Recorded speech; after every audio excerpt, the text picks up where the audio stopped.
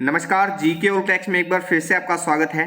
दोस्तों, जैसा कि आप देख पा रहे हैं, आज हम डिस्कस करने वाले हैं इंडियन ज्योग्राफी से रिलेटेड 200 अति महत्वपूर्ण प्रश्न जो कि आपकी आगामी परीक्षाओं के लिए बेहद उपयोगी साबित होंगे। और इससे पहले भी जो परीक्षाएं हुई हैं उनमें भी ये प्रश्न बार बार पूछे जाते रहे हैं, यानी एवरग्रीन प्रश्न इनको आप मान सकते हो। तो आज की क्लास बहुत ही इंपॉर्टेंट होने वाली है, वीडियो में एंड तक बने रहिए। चैनल पर नए हैं तो जीके और कलेक्शन को अभी से सब्सक्राइब कर लें, क्योंकि जीके संबंधी इसी प्रकार की वीडियोस आपको यहाँ पर मिलती रहती हैं। और डेली करंट अफेयर्स की क्लास भी अपलोड की जाती है डेली अर्ली मॉर्निंग, उसे भी आप अटेंड कर सकते हैं। बहुत ही इन्फॉर्मेटिव उसमें जानकारी आपको मिल जाती है, क्वेश्चंस मिल जाते हैं, फैक्ट्स मिल जाते हैं, तो वो भी आपके लिए मददगार साबित होंगी। तो बिना किसी देरी के शुरू करते हैं आज की क्लास।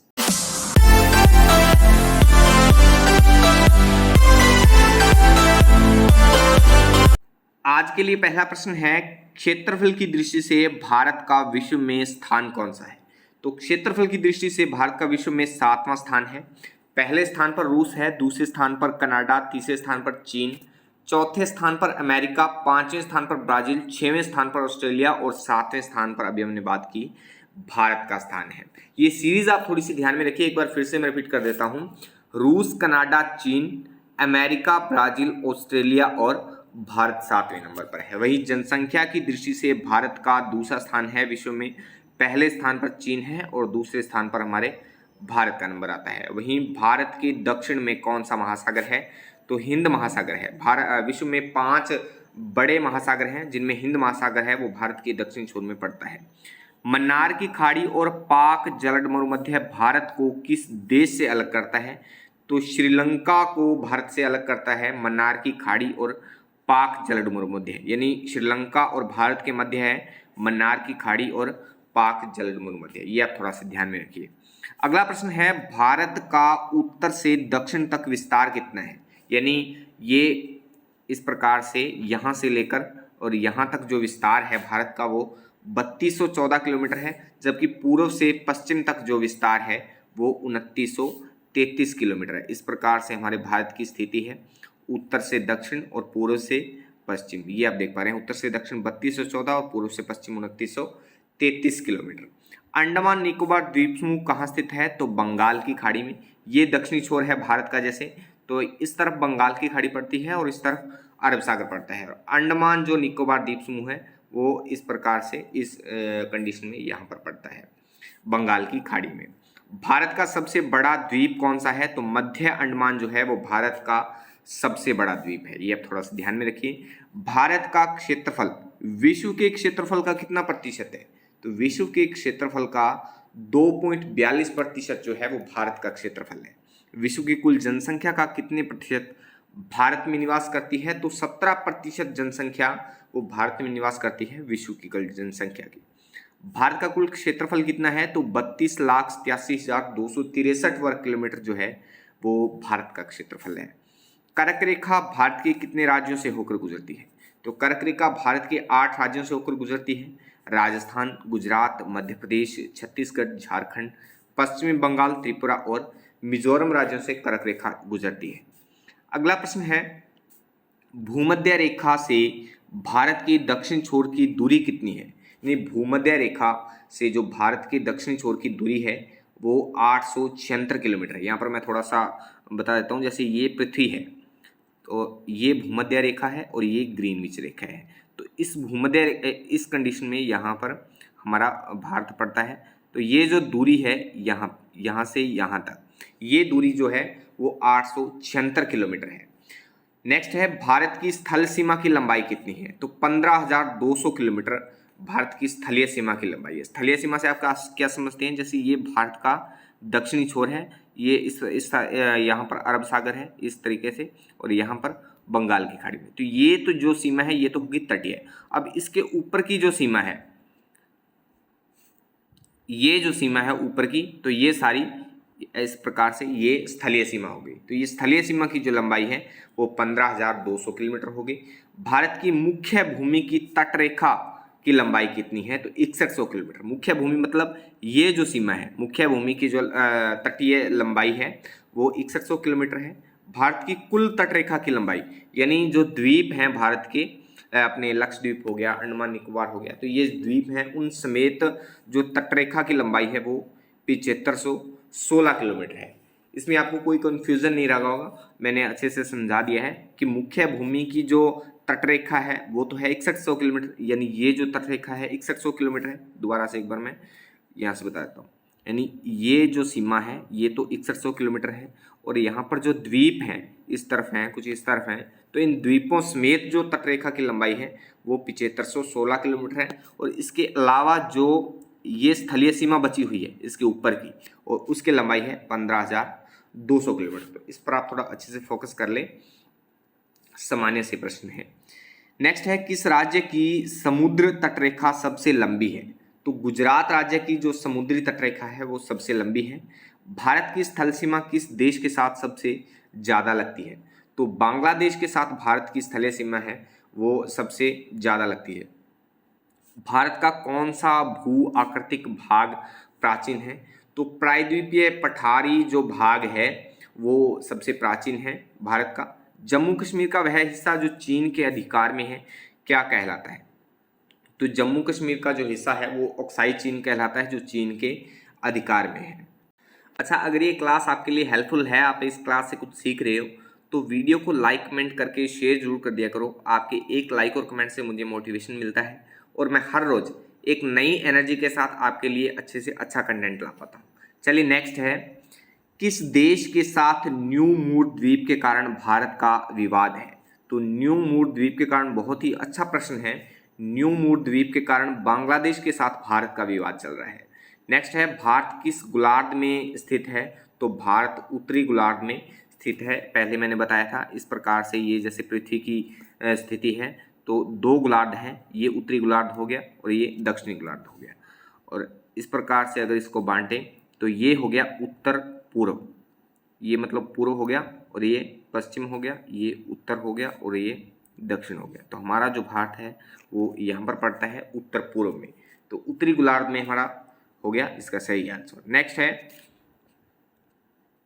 कौन सा महत्वपूर्ण अक्षांश भारत को दो भागों में बांटता है?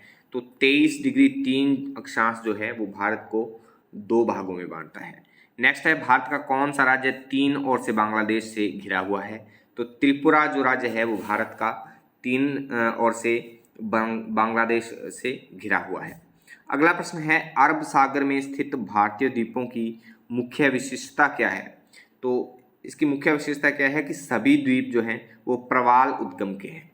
नेक्स्ट है, मैकाल का पठार भारत के किस राज्य में है?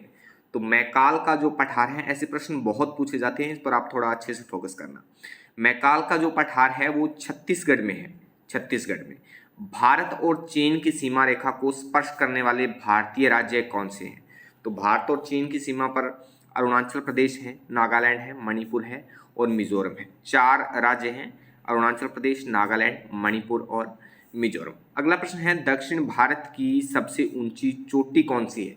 तो अन्नाईमुड़ी की जो चोटी है वो दक्षिण भारत की सबसे ऊंची चोटी है। अगला प्रश्न आता है, आदम का पुल किन दो देशों के मध्य स्थित है? तो आदम का जो पुल है वो भारत और श्रीलंका के मध्य स्थित है। नेक्स्ट है, भारत का कौन सा राज्य सबसे अधिक राज्य की सीमाओं को स्पर्श करता है? तो उत्तर प्रदेश जो है वो सर्वाधिक राज्यों को स्पर्श करता है। नेक्स्ट है, स्वतंत्रता से पहले कौन सा भारतीय क्षेत्र काला पानी के नाम से जाना जाता था? तो अंडमान निकोबार द्वीप समूह जो है वो स्वतंत्रता से पहले काला पानी के नाम से जाना जाता था। अगला प्रश्न आता है कि भारत और पाकिस्तान के बीच सीमा रेखा का निर्धारण किसने किया था? तो सर सिरिल जॉन रैडक्लिफ ने 1947 में किया था। भारत का कौन सा राज्य चीन, नेपाल और भूटान की सीमा को स्पर्श करता है? तो सिक्किम जो है वो 3 देशों को स्पर्श करता है, चीन, नेपाल और भूटान को। नेक्स्ट आता है, क्षेत्रफल की दृष्टि से भारत के 3 बड़े राज्यों का क्रम क्या है? तो सबसे बड़ा जो राज्य है वो राजस्थान है, उससे छोटा मध्य प्रदेश, और तीसरे नंबर पर आता है महाराष्ट्र की स्थिति। नेक्स्ट है, सतपुड़ा की पहाड़ियाँ किस राज्य में है? तो सतपुड़ा की जो पहाड़ियाँ हैं वो मध्य प्रदेश में स्थित है, ये आप थोड़ा ध्यान में रखिए।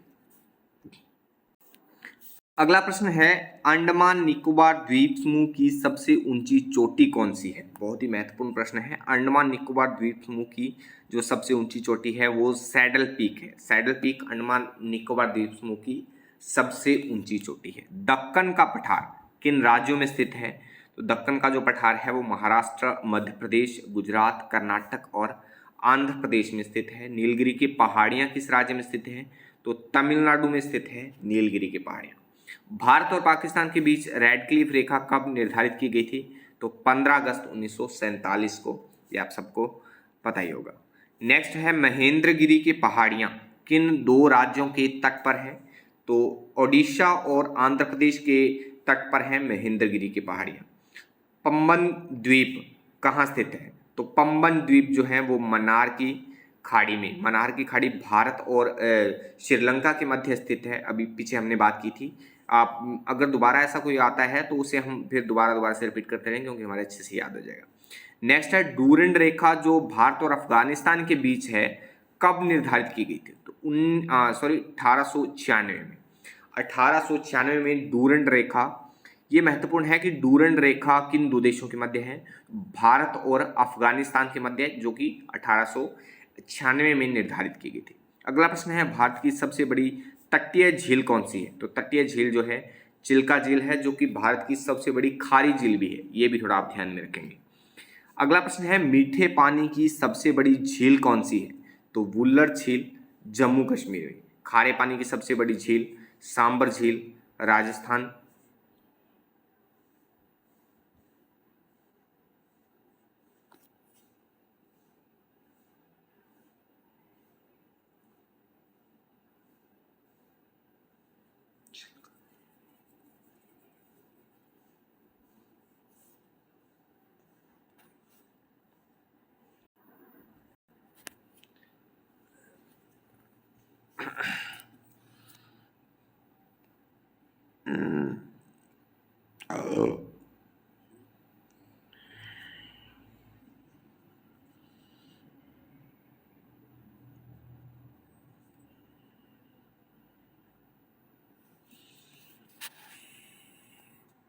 नेक्स्ट है, जावर की खान किस खनिज के लिए प्रसिद्ध है? तो जावर की खान जो है वो जस्ता उत्पादन के लिए प्रसिद्ध है और जावर से चांदी भी निकाली जाती है। ये भी आप थोड़ा सा ध्यान में रखिए। चांदी और जस्ता साथ साथ निकाले जाते हैं, इसके लिए जावर की जो खान है वो चांदी और जस्ता के लिए प्रसिद्ध है। द्वितीय योजना काल में लगाए गए 3 नए कारखाने कौन से थे? तो द्वितीय योजना काल में भिलाई, दुर्गापुर एवं राउरकेला कारखाने लगाए गए थे। नेक्स्ट है, भारत का सबसे लंबा राष्ट्रीय राजमार्ग कौन सा है? तो NH7 यानी NH7 वाराणसी से कन्याकुमारी तक। वाराणसी उत्तर प्रदेश में पड़ता है और कन्याकुमारी तमिलनाडु में पड़ता है। तो यानी उत्तर प्रदेश से तमिलनाडु तक NH7 भारत का सबसे लंबा राष्ट्रीय राजमार्ग है। भारत का सबसे बड़ा सार्वजनिक उपक्रम कौन सा है? तो भारतीय रेल जो है वो भारत का सबसे बड़ा सार्वजनिक उपकरण है। नेक्स्ट है, भारत में प्रथम यात्री रेल कब चली? तो यात्री रेल चली 16 अप्रैल 1853 को सर्वप्रथम। भारत में प्रथम विद्युत रेल कब चली? तो विद्युत रेल 1925 को चली।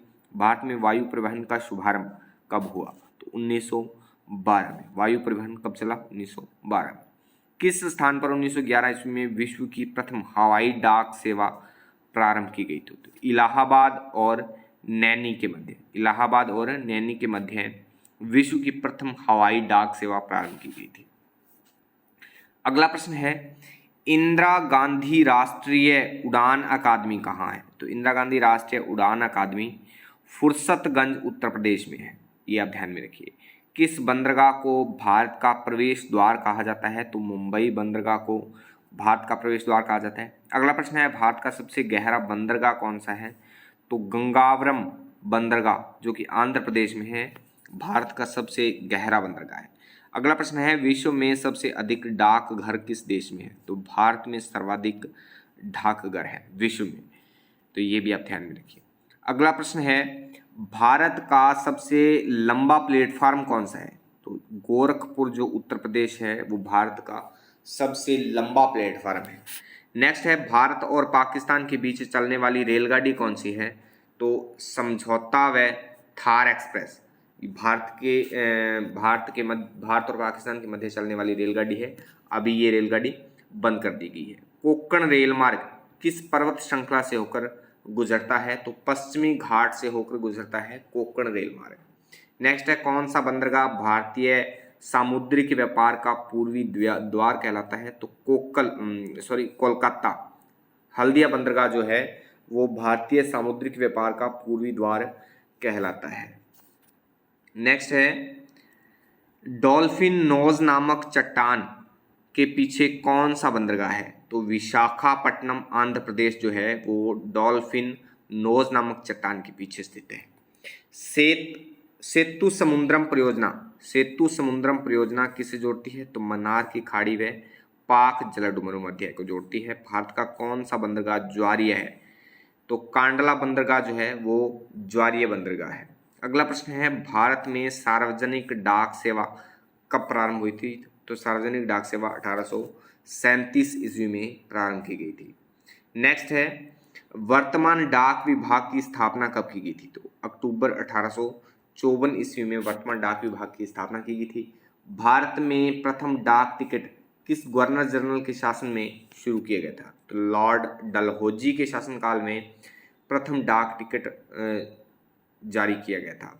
नेक्स्ट है, सबसे अधिक जनसंख्या वाला राज्य कौन सा है? तो उत्तर प्रदेश। सर्वाधिक जनसंख्या उत्तर प्रदेश में है। सबसे कम जनसंख्या सिक्किम में है।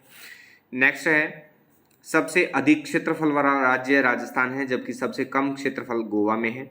सबसे अधिक साक्षरता वाला राज्य केरल है और सबसे कम साक्षरता वाला राज्य बिहार है। ये बहुत ही महत्वपूर्ण प्रश्न है। एक बार फिर से, सबसे ज़्यादा क्षेत्रफल राजस्थान का है और सबसे कम क्षेत्रफल गोवा का है। सबसे ज़्यादा साक्षरता केरल में है और सबसे कम साक्षरता बिहार में है। ये आप ध्यान में रखिए।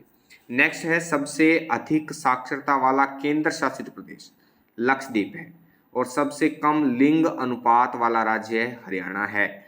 सबसे अधिक लिंग अनुपात वाला राज्य कौन सा है? तो केरल है। सबसे अधिक जन घनत्व वाला राज्य अरुणाचल प्रदेश है। इनको आप जैसे स्क्रीनशॉट लेके इनकी और अच्छे से इनको रिपीट कर सकते हैं। बहुत ही महत्वपूर्ण प्रश्न है। एक बार वीडियो को या फिर पॉज करके या फिर इनको स्क्रीनशॉट लेके बाद में ना, तो इसको दोबारा से एक बार फिर से रिपीट कर लेना।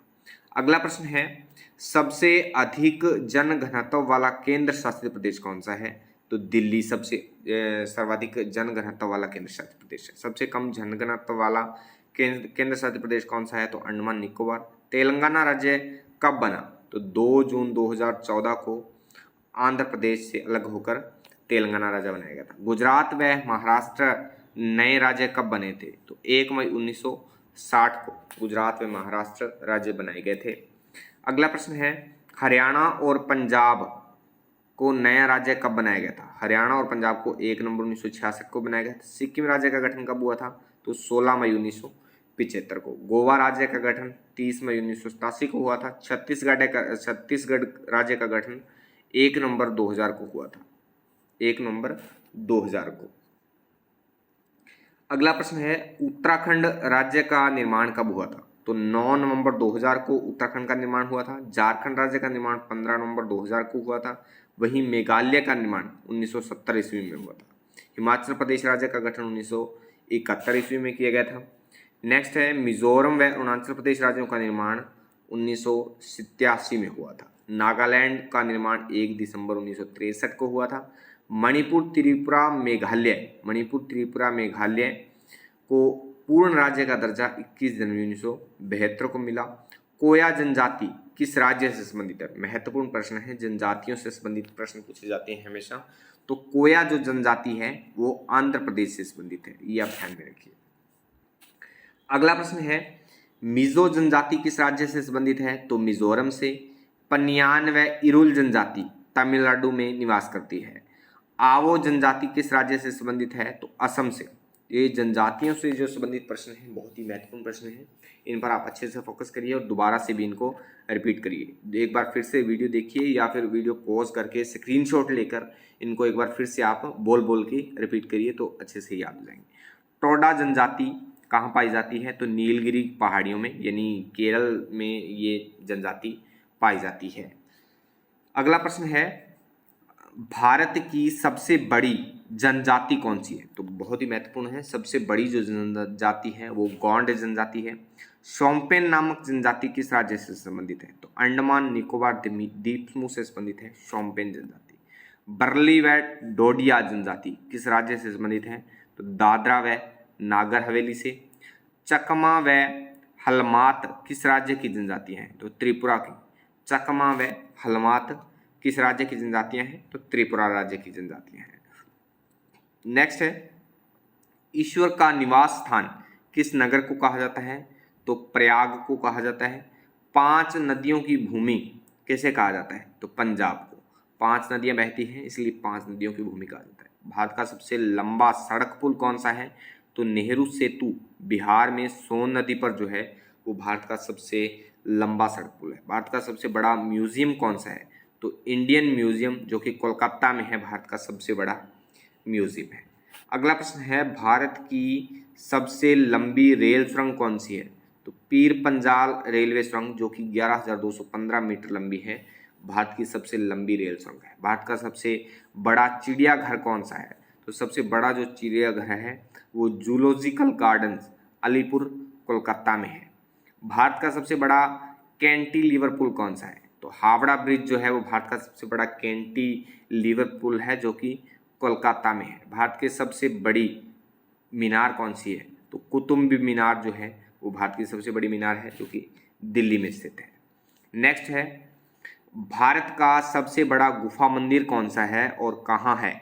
तो भारत का जो सबसे बड़ा गुफा मंदिर है वो एलोरा है जो कि औरंगाबाद में है। सबसे बड़ा कॉरिडोर गलियारा कौन सा है? तो सबसे बड़ा जो कॉरिडोर गलियारा है वो रामेश्वरम मंदिर है जो कि तमिलनाडु में स्थित है।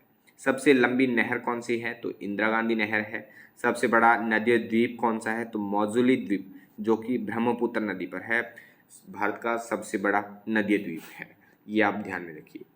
नेक्स्ट है, सबसे ऊंचा हवाई पतन कौन सा है? तो लेह लद्दाख जो है वो सबसे बड़ा हवाई पतन है। नेक्स्ट है, सबसे बड़ा गिरजाघर कौन सा है? तो सेंट कैथेड्रल जो कि गोवा में है वो सबसे बड़ा गिरजाघर है। क्षेत्रफल के अनुसार सबसे बड़ा जिला कौन सा है? तो सबसे बड़ा जिला कच्छ है जो कि गुजरात में है। गुजरात का जिला है कच्छ जो कि भारत का सबसे बड़ा जिला है क्षेत्रफल की दृष्टि से। सबसे ऊंचा गुरुत्वीय बांध कौन सा है? तो भाखड़ा जो बांध है वो सबसे बड़ा गुरुत्वीय बांध है भारत का। नेक्स्ट है, भारत की सबसे ऊंची मूर्ति कौन सी है?